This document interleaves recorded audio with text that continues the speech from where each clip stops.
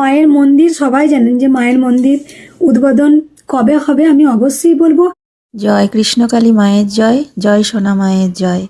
কৃষ্ণকালী মায়ের মন্দির তৈরি হয়ে গেছে, এই খবরটা শুনে আমি খুব আনন্দ পেয়েছি। আমি জানি আপনারাও অনেক আনন্দ পেয়েছেন, কিন্তু আর কয়েকটা দিনের অপেক্ষা।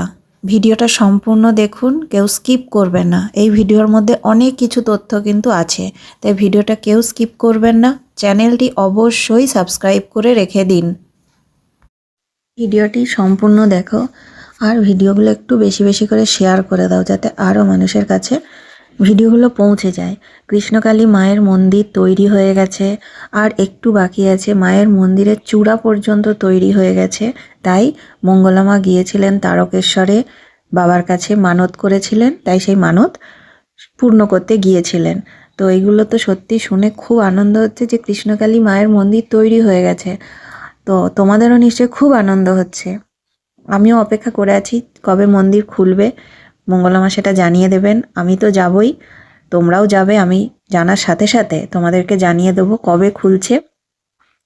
তো তোমরা আর একটু অপেক্ষা করো, ধৈর্য ধরো, মায়ের নাম জপ করো, কৃষ্ণকালী মায়ের নাম জপ করো, আর অন্য কোনো কিছু করতে হয় না। আর একটু অপেক্ষা করো।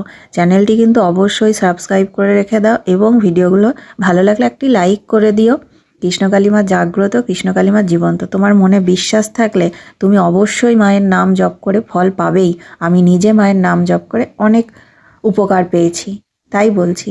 কমেন্টে লিখবে জয় কৃষ্ণকালী মায়ের জয়, জয় সোনা মায়ের জয়। ভিডিওটা সম্পূর্ণ দেখো। নাও কৃষ্ণকালী মা। তা কৃষ্ণকালী মায়ের মন্দির চূড়া পর্যন্ত পুরো হয়ে গেছে মায়ের মন্দির।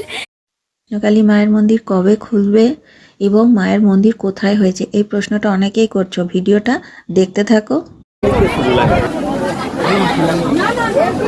এগুলো কত করে প্যাকেট? আপনার ছবি নেবো? না, আপনার আপত্তি নেই তো? 50 টাকা প্যাকেট। ও বড় দেবো?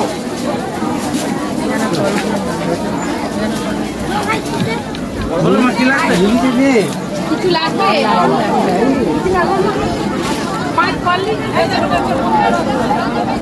চ্যানেলটি সাবস্ক্রাইব করে রাখো, এবং যা যা ভিডিও আসবে ভিডিওগুলো সম্পূর্ণ দেখবে, স্কিপ করবে না, ফাস্ট ফরওয়ার্ড করবে না।